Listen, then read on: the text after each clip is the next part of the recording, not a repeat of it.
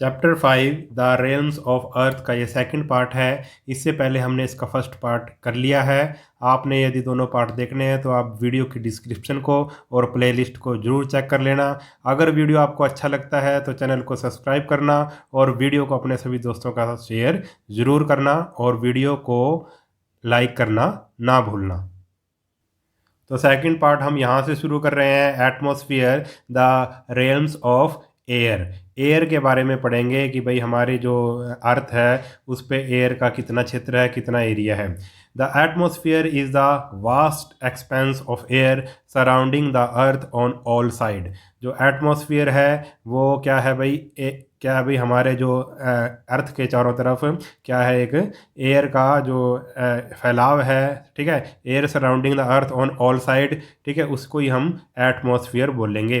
It is held with the earth by A gravitational force. और ये atmosphere क्यों है अर्थ का, ये किसके कारण है? ग्रेविटेशनल फोर्स के कारण है। ग्रेविटेशनल फोर्स ने इसको एक तरह से एटमॉस्फेयर को अट्रैक्ट कर रखा है, पकड़ के रखा हुआ है। It contains several gases. जो हमारा एटमॉस्फेयर है वो कई गैसों से मिलकर बना है, such as nitrogen, oxygen, carbon dioxide etcetera, which are essential for life on the earth. और ये सभी गैसें किसके लिए ज़रूरी हैं? जो अर्थ पे लाइफ है उसके लिए ज़रूरी है। 78% volume of air in the atmosphere is nitrogen. तो सबसे ज़्यादा गैस कौन सी है हमारे एटमॉस्फेयर में? वो है नाइट्रोजन गैस, जो कितने परसेंट है? 78% है। Oxygen is about 21% of the total volume. जो ऑक्सीजन है वो कितनी है भाई? 21% है। These two gases constitute about 99%। और ये दोनों जो गैसें हैं, ऑक्सीजन और नाइट्रोजन, ये लगभग पूरे एटमॉस्फेयर का 99% हैं। यानी कि जितनी भी गैसें हैं उसका 99% ये दोनों गैसें ही हैं। आगे है, of the total volume of the atmospheric air both these gases are very essential for the biosphere to exist it. और ये दोनों गैसें बहुत ही ज़्यादा इम्पोर्टेंट है बायोस्फीयर की एग्जिस्टेंस के लिए। इट इज़ बायोस्फीयर में सब कुछ आ जाएगा, पेड़ पौधे, जीव जंतु, ठीक है, ये आ जाएगा बायोस्फीयर में। It is nitrogen that dilutes oxygen and prevents rapid burning at the earth surface, whereas oxygen is essential for respiration and burning. अब नाइट्रोजन बहुत ही इम्पोर्टेंट है, ये एक तरह से ऑक्सीजन को डाइल्यूट करती है, उसके असर को कम करती है, ठीक है। और and prevents rapid burning at the earth surface. और जो अर्थ के सरफेस पे जो रैपिड बर्निंग होएगी, बहुत ही मतलब बर्निंग का मतलब होता है जलना, ठीक है, उसको जलने को एक तरह से अर्थ के जो सरफेस है उसके जलने को एक तरह से वो क्या करेगी? प्रिवेंट करेगी, रोकेगी नाइट्रोजन, क्योंकि 78% है, ठीक है। और आगे क्या है, और जो ऑक्सीजन है वो क्यों है? रेस्पिरेशन और बर्निंग के लिए वो ज़रूरी है। रेस्पिरेशन तो आपको पता है क्या होता है, सांस वगैरह लेना, ठीक है। और बर्निंग यानी कि जलना, ठीक है। किसी भी चीज़ को अगर हमने जलाना है तो उसके लिए ऑक्सीजन की ज़रूरत होती है, बिना ऑक्सीजन के वो चीज़ नहीं जलेगी, ठीक है। और जलने को कौन कम करता है, कौन मतलब प्रिवेंट करता है? वो नाइट्रोजन गैस प्रिवेंट करती है। और जलने के लिए क्या चीज़ चाहिए? जलने के लिए चाहिए oxygen. The amount of the carbon dioxide although very minute 0.03% is a very important part of the atmosphere. अब जो अमाउंट ऑफ जो कार्बन डाइऑक्साइड है उसका जो वो जो एटमॉस्फेयर में जो उसका भागीदारी है वो बहुत ही कम है, बहुत ही माइन्यूट है, 0.03, आधा % भी नहीं है, 0.03, बहुत ही कम है ये। मगर ये बहुत ही मतलब एटमॉस्फेयर के लिए इम्पोर्टेंट गैस है कार्बन डाइऑक्साइड। इसका काम क्या है? It keeps the earth warm. ये जो गैस है कार्बन डाइऑक्साइड, ये हमारे जो अर्थ को गर्म रखती है, ठीक है। The ozone layer in the atmosphere protect all form of life on the earth from the harmful radiation of the sun. और जो ओजोन लेयर होती है, ओजोन लेयर होती है हमारे एटमॉस्फेयर में, ठीक है। ये क्या प्रोटेक्ट करती है कि हमें बचाती है किससे, हार्मफुल रेडिएशन से बचाती है। देखो सन से बहुत सारी रेडिएशन निकलती है, कुछ हार्मफुल रेडिएशन भी होती हैं। और ओजोन लेयर का क्या काम है, ये एक लेयर है, एक परत है हमारे एटमॉस्फेयर के ऊपर। ये क्या करती है, जो सन की जो हार्मफुल रेडिएशन होती हैं उसको रोक लेती है, ठीक है। जिससे क्या होता है, ये हमें प्रोटेक्ट करती है, हमारी लाइफ को प्रोटेक्ट करती है। The remaining gases are argon, hydrogen, helium etcetera. और जो दूसरी गैसें हैं वो कौन कौन सी हैं भाई, आर्गन है, हाइड्रोजन है, helium etcetera. Beside the gases water vapours and particle of dust are also present in the atmosphere. गैसों के अतिरिक्त और क्या है भाई, वाटर वेपर्स हैं, वो भी एटमॉस्फेयर में होते हैं। और जो डस्ट पार्टिकल हैं यानी कि धूल के कण हैं वो भी एटमॉस्फेयर में होते हैं। These are found in varying quantity in the lower layer of the atmosphere. और ये जो चीज़ें हैं वाटर वेपर और डस्ट पार्टिकल, ये कहीं पे कम कहीं पे ज़्यादा मिलते हैं, वेरिंग क्वांटिटी में मिलते हैं इन the lower layer of the atmosphere. Atmosphere की नीचे वाली लेयर में ये मिलते हैं, नीचे की परत में मिलते हैं। They are responsible for the varying weather condition on the earth. और ये वाटर वेपर और ये जो डस्ट पार्टिकल होते हैं ये किसके लिए रिस्पॉन्सिबल होते हैं भाई, वेदर कंडीशन के लिए, कि भाई अर्थ पे अलग अलग वेदर कैसा होगा, इस पे मतलब इन दोनों चीज़ों पे भी ये डिपेंड करता है, वाटर वेपर पे और डस्ट पार्टिकल पे। Although the atmosphere extend up to 1600 kilometre, the density of the air near the earth surface is the highest.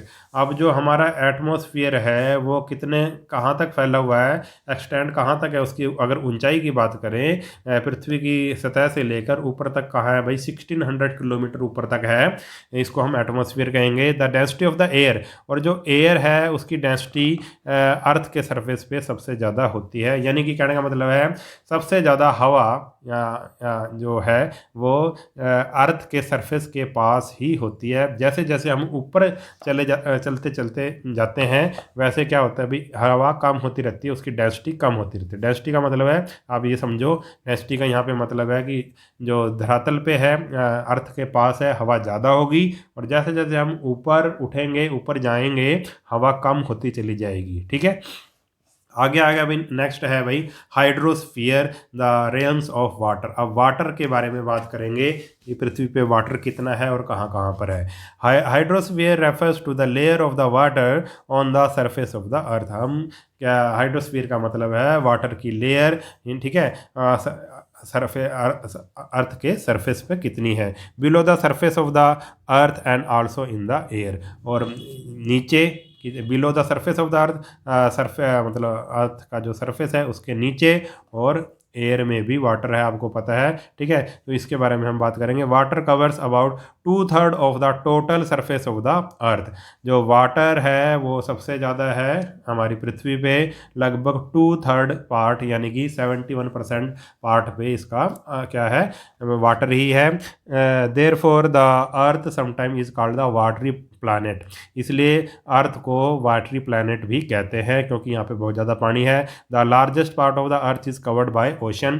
और जो अर्थ का बहुत बड़ा पार्ट है वो समुद्रों से कवर है, उसमें बहुत ज़्यादा समुद्र है। Water is present in the form of ice sheets in polar regions and on high mountains. अब जो वाटर की दूसरी फॉर्म है आपको पता है आइस होती है, वो आइस के रूप में भी कहाँ पे अभी पोलर रीजन में है, और हाई माउंटेन में यानी कि ऊंचे ऊंचे पर्वतों पे भी जो बर्फ़ है वो भी पानी ही है। Water also occurs on land in the form of lakes and river. इसके अलावा लेक्स और झीलों और क्या भाई नदियों में भी क्या है, पानी है, ठीक है, लैंड भी, ठीक है। अब आगे आगे ओशन। अब ओशन के बारे में हम पढ़ेंगे कितने हैं ओशन। और the ocean cover about 71% of the total surface of the अर्थ। ये 71% पार्ट पे है अर्थ की। The vast expense of water is in the form of 5 ocean. और कितने ओशन, कितने महासागर हैं, पांच महासागर है। पैसिफिक उनके नाम है, पैसिफिक महासागर है, अटलांटिक है, इंडियन ओशन है, आर्कटिक ओशन है और सदर्न ओशन यानी कि Antarctic ocean. Let us learn more about each of them. अब ये पांच हमारे क्या हैं, ओशन हैं, बहुत बड़े बड़े महासागर हैं, इनके बारे में देखते हैं, डिटेल में पढ़ते हैं। द पैसिफिक ओशन क्या है भाई? The ocean is the largest, ये सबसे बड़ा ओशन है, सबसे बड़ा महासागर है, समुद्र है। It covers about 1/3 of the earth surface, ये लगभग पूरी पृथ्वी के 1/3 पार्ट पे है। This ocean is surrounded by 4 continents, और ये इस ओशन के चारों तरफ 4 महाद्वीप हैं, 4 कॉन्टिनेंट हैं, North America, South America, Asia and Antarctic. The Pacific is the deepest of all ocean, और ये सबसे गहरा, सबसे डीप ओशन भी पैसिफिक ही है। The average depth of the major portion of this ocean is about 7300 metre, और इसकी जो एवरेज है इसकी मतलब इसकी जो गहराई है उसकी एवरेज कितनी है? 7300 मीटर तक ये गहरा है। The Atlantic ocean, Atlantic ocean it is about half of the size of the Pacific ocean. जो अटलांटिक ओशन है वो पैसिफिक ओशन के लगभग हाफ साइज के बराबर है, आधा है लगभग। It covers about 1/6 of the total surface of the earth, और जो अर्थ का जो सरफेस है उसके 1/6 पार्ट को ये कवर करता है। It has 2 developed continent on it's sides, इसकी जो मतलब इसके चारों तरफ मतलब दो क्या है, 2 साइड्स में इसके क्या है, 2 कॉन्टिनेंट्स हैं develop on its 2 side, Europe in the east and North America in the west. इसके जो नॉर्थ में है वो जो ईस्ट में है वो क्या है, यूरोप है, और इसके जो वेस्ट में है अटलांटिक ओशन के, वो कौन सा महाद्वीप है, कौन सा वो है नॉर्थ अमेरिका। अब द इंडियन ओशन के बारे में बात करेंगे। It is a smaller than the Pacific and Atlantic ocean, जो इंडियन ओशन है वो पैसिफिक और अटलांटिक से क्या है, स्मॉलर है, छोटा है। It is bounded by the continents of Asia, Africa and Australia, और इसके चारों तरफ कौन से हैं भाई? एशिया है, कुछ एशिया का पार्ट है, कुछ अफ्रीका का और कुछ ऑस्ट्रेलिया का। It is the only ocean which has been named after a country, India. ये अकेला एक ऐसा ओशन है जिसका नाम किसी देश के नाम पर रखा गया है, वो देश क्या है? हमारा देश है इंडिया। ठीक है, इंडिया के नाम से ही इस महासागर का नाम इंडियन ओशन रखा गया है। The Arctic ocean, Arctic ocean क्या है भाई? The ocean lies within the Arctic circle and has North Pole in its centre. अब ये आर्कटिक सर्कल में है और इसके सेंटर में नॉर्थ पोल है। The Pacific and the Atlantic ocean merge into it in the north, in the north, और north में पैसिफिक ओशन और अटलांटिक ओशन इसमें मिल जाते हैं। Europe and North America make their northern boundaries with this ocean, और Europe और north America अपनी जो बाउंड्रीज बनाते हैं, नॉर्दर्न बाउंड्री बनाते हैं, इस ओशन के साथ बनाते हैं, यानी कि जो यूरोप और नॉर्थ अमेरिका की जो नॉर्दर्न बाउंड्री है इसके साथ टच करती है। The Arctic ocean remains frozen for a large part of the year, और जो आर्कटिक ओशन है वो लगभग साल के बड़े समय में, मतलब अधिकतर मतलब पूरे साल में ये क्या रहता है भाई? फ्रोजन रहता है, जमा हुआ रहता है, बर्फ़ का, ये एक तरह से आप कह सकते हो ये एक बर्फ़ का महासागर है। The southern ocean, southern ocean यानी कि एंटार्क्टिक ओशन के बारे में पढ़ेंगे।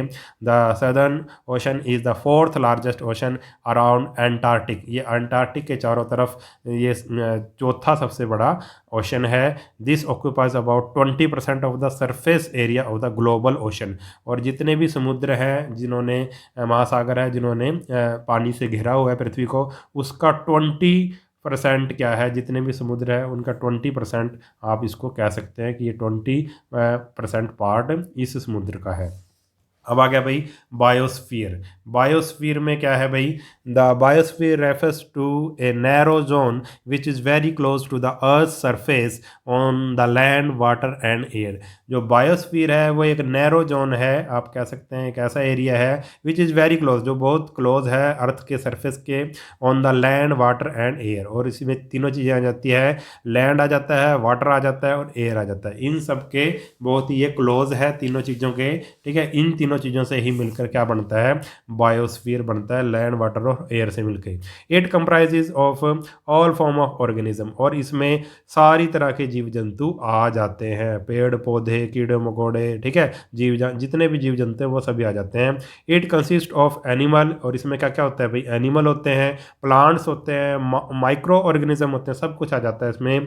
Biosphere exist where the upper part of the lithosphere, biosphere exists where the upper part of the lithosphere, the lower part of the atmosphere and the hydrosphere come in the contact with one another। और इसमें क्या होता है भाई, biosphere में क्या exist where the upper part, lithosphere का upper part, और lower part of the atmosphere, atmosphere का लोअर पार्ट, और hydrosphere come in contact with one another, एक एक दूसरे के कांटेक्ट में आते हैं ये तीनों चीज़ें। क्या भाई, लिथोस्फीयर का अपर पार्ट, और lower part of the atmosphere, atmosphere का लोअर पार्ट, और हाइड्रोस्फीयर यानी कि जितना भी पानी है, समुद्र वगैरह है, वो आपस में कांटेक्ट में आते हैं। All plants, animal and micro organism live together in their physical environment and interact with each other, और सभी पेड़ पौधे, जीव जंतु और माइक्रो ऑर्गेनिज्म यानी कि छोटे छोटे जो जीव होते हैं जो हमें आंखों से दिखाई नहीं देते, वो सभी एक एक दूसरे के साथ रहते हैं, इसी फिजिकल इन्वायरमेंट में रहते हैं, और एक दूसरे से इंटरेक्ट करते हैं। यानी कि एक दूसरे से आप कह सकते हैं इंटरेक्ट करने का मतलब, जैसे कि मान लो हम क्या करते हैं, भी फसलें उगाते हैं और उनसे भोजन प्राप्त करते हैं, तो हम एक तरह से उनसे इंटरेक्ट कर रहे हैं। ऐसी जंगली जानवर जो होते हैं, जो मांस खाने वाले होते हैं, वो घास खाने वालों को खाते हैं, ठीक है, यानी कि एक दूसरे पे निर्भर हैं सभी, एक दूसरे पे से इंटरेक्ट कर रहे हैं सभी, ठीक है। They are interdependent for their survival, वो एक दूसरे मतलब अपने सर्वाइवल के लिए, सर्वाइवल जीने के लिए वो एक दूसरे पर डिपेंड करते हैं, ठीक है। ये सारी चीज़ें प्लांट्स, एनिमल और micro organism. Life exist only about 9 kilometre above the earth and 11 kilometre below the ocean surface. जो लाइफ है वो 9 किलोमीटर कहाँ तक होती है भाई, 9 kilometre above the earth surface, और 11 kilometre below the ocean surface. इतने यहाँ तक लाइफ होती है, उससे ऊपर नहीं होती और उससे नीचे नहीं होती। It is the sphere where for non living element land, water, air and sunlight are present. और ये इसमें, इस स्फीयर में, इस उसमें क्या होता है भाई, 4 नॉन लिविंग एलिमेंट्स होते हैं। कौन कौन से, लैंड, वाटर, एयर और सनलाइट, ठीक है, इसमें प्रेजेंट होते हैं। The physical condition on the earth vary from place to place and are responsible for a variety of life form on different part of the earth। जो physical condition है वो अर्थ की, वो वेरी करती है प्लेस टू प्लेस, अलग अलग जगह पर अलग अलग होती है फिजिकल कंडीशन। जैसे कहीं पर ठंड होती है, कहीं पर बरसात ज़्यादा होती है, कहीं पर गर्मी ज़्यादा पड़ती है, अलग अलग फिजिकल कंडीशन होती है। और ये रिस्पॉन्सिबल होती है किसके लिए, वैरायटी ऑफ लाइफ। अलग अलग मौसम होगा तो अलग अलग तरह की लाइफ भी होगी, अलग अलग तरह के जीव जंतु भी होंगे पृथ्वी पे, ठीक है। Plant and animal also very in their size and shape. और जो प्लांट हैं और जो एनिमल हैं वो भी क्या भाई, हर जगह एक जैसे नहीं होते, वो भी वेरी करते हैं, ठीक है, साइज और शेप में, ठीक है। कहीं पे जिस तरह का मौसम हो उसी तरह का पेड़ पौधों का साइज हो जाता है, जानवरों का साइज हो जाता है और शेप हो जाती है।